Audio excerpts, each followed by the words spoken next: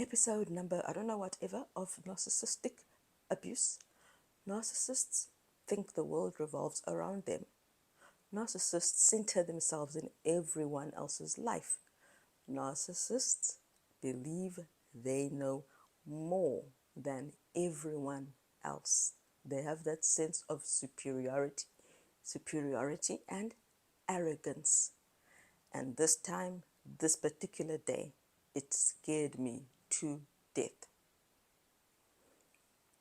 So,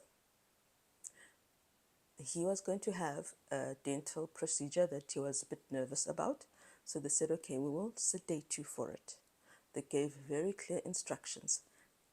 Take this tablet, keep it with you, and then as you come into the dental office, just before the procedure, you sit in the waiting room and swallow the tablet when you are in the waiting room. And then make sure you've got someone to drive you home, which was going to be me. It was going to be on a Saturday.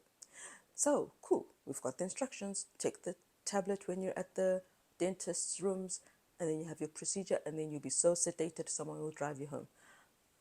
Saturday morning comes along, we get into the car, and as he's driving, I say, oh, you did remember the sedative, right? You did bring it along? And he says, yes, I've already swallowed it. And I'm like, what? Are you serious? You've got to be kidding me. And he said, yes, I've already swallowed it. Oh my word, my mind just went. Why would you not do what they told you to do? So then I said, okay, fine. And then his foot went like harshly on the accelerator. That stuff is fast. There's a reason they said take it when you're already in the waiting room. The stuff started working, guys, and I got so scared. So I said, okay, we're at the stop street. Let me get out and I will drive. And he refused. He turned towards the dentist's rooms, which are like 20 minutes away. Can you imagine 20 minutes of terror, fear, worry? Again, at the next stop street, I said, okay, there's no car behind us. Let me out and I will drive you. What? Why? You don't need to drive me. I'm fine.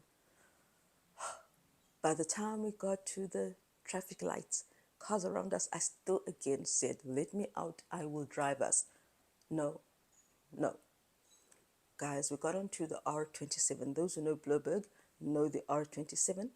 It's 2 lanes, and then there's the bus lane. There's like a raised curb, and then you've got the bus lane for the My City bus. They were driving, and I'm begging him, get out the car. Stop this car, I need to drive you. And then it like fully, not fully, like it took hold even worse. He like sunk into his chair and he said, why? Do you feel scared? It was the most terrifying thing. Like the other time when he had been unfaithful, I looked in his face and I was like, I'm looking at the face of the devil. What am I going to do? So he now is driving. He's sedated and he's thankfully conscious sedation. So now he's veering into the next lane. I'm thinking, I look around. Thankfully, there wasn't a lot of traffic. But he just goes without checking. I'm like, you didn't even check your blind spot. Get out. Stop this car now. That was the first time in my entire life that I've yelled at a human. Stop this car. I was even hitting my lap. I was like, I don't know. Do you know when you're angry? You're just like, stop this car now. It didn't work. He went into the other lane. I'm like, you're going to smash into people. Then he went back this way and then he's laughing and he's just laughing at me. And I thought, this thing is like alcohol. It brings out the real inside character. I am nothing, which I've always seen.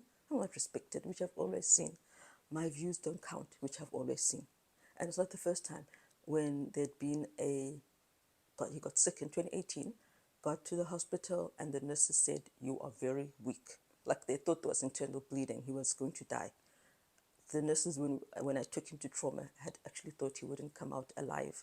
That's how bad things were when I took him in. So they said to him, do not go anywhere. Do not stand up. If you need the loo, buzz us and we will come in and take you. We need 2 nurses. Did he listen? I know more than you. So what if you're a nurse? You know, you're an expert, but who cares? He got up. And of course, I was telling him, don't get up. The nurses said. And of course, he collapsed. And I couldn't pick him up. And I'm still, I was like so angry. I'm telling him, but what are you doing down there? Get up quickly. They're going to see that you're, what's it called? A non-compliant patient. What did you think you were doing? And now you're going to make me look bad as if I couldn't have stopped you. But I was just like, these people are going to think I am the problem. I'd been so conditioned into believing that anything goes wrong, it's my fault. So I was scared the nurses will blame me. So here we are. Now he's veering along the lanes. And then, thankfully, you know the flay people, we've got like, I don't know what the English is, but that's what we call it, the flay. It's from Afrikaans. It's a long body of water where the beautiful birds are. People can go canoeing, they go kayaking, all of that, like water sports all the way along the road. And it's a deep thing, so like level with the water, with the road. And who would want to drive into water anyway? So I'm now scared, terrified. This person is going like this. The traffic light was red, and I'm thinking, okay, he's still controlling the car. He will stop. He went right through the red light. I thought, oh my word, I'm going to die today. And then I thought, well, maybe it's a good thing. If someone smashes, then the car has to stop. I was panicking, and we then went towards the barrier on my side of the car. We are South African. We drive on the left side of the road. So there we are now, the left where I am. The passenger side is hitting those silver barriers on the side of the road over the yellow line. It's scraping all along the route.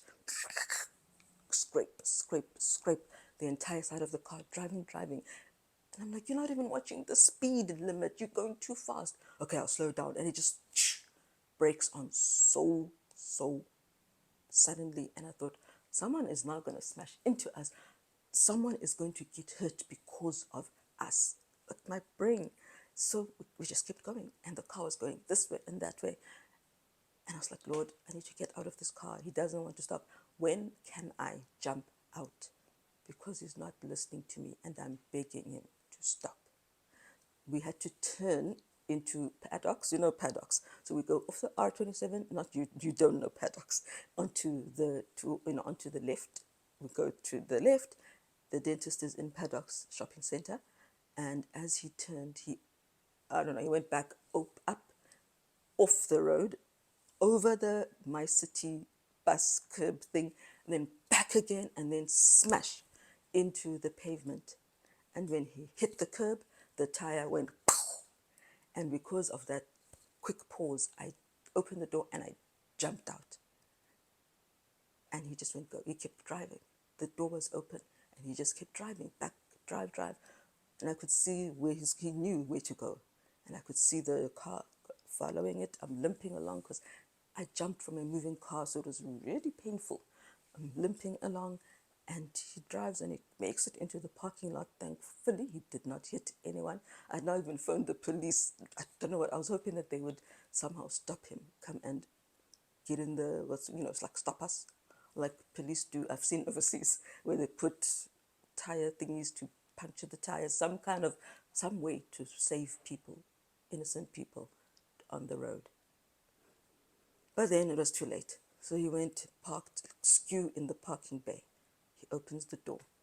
And now he's like fully consciously sedated. So he's rocking like this. And I'm thinking, okay, if he just goes forward and bashes onto his head, he's going to get brain damage. What am I going to do with this person? I didn't have a security guard to help me. I couldn't lift him. So I went to the dentist's rooms and I'm like, guys, he took the sedative too early. I cannot get him out of the car. That was how my car got extremely damaged all the way from the front to the rear, deep dents and scratches. And the tire was like completely bust, so we need to remove it. But then this person who had sold us the car had not given us the lock for the lug nuts. So now I'm put him in, but now I can't go. I can't go anywhere. I can't drive the car. It's not drivable.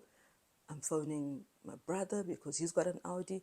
I'm phoning church people. I'm bothering people because of arrogance. And they come over. They're like, what in the world was happening to this car? My brother was so angry. And I couldn't, I was still traumatized. My heart was shaking. It was not only that I was thinking, if there'd been no barrier, what could have happened? It was not, what if it goes straight? Besides the adrenaline and fear, it was the, I was not listened to, and this was avoidable. So I just went home. I don't remember they took, but yeah, we had to wait for the lug nuts, all this extra stuff. I have to call the people if they can come and find what's it called, the master key, but they're not working today. Try this, what's it called, service center, they're closed today. Eventually someone came out from the insurance and they fixed it up, sorted it out for us, put on one of those run flat spare tires, and yeah, I just said, I'm going home. Can you guys please bring him back because I can't. I need to go home. So I drove my car on its run flat, damaged, expensive damage, all because of arrogance. I could have died. That is narcissism.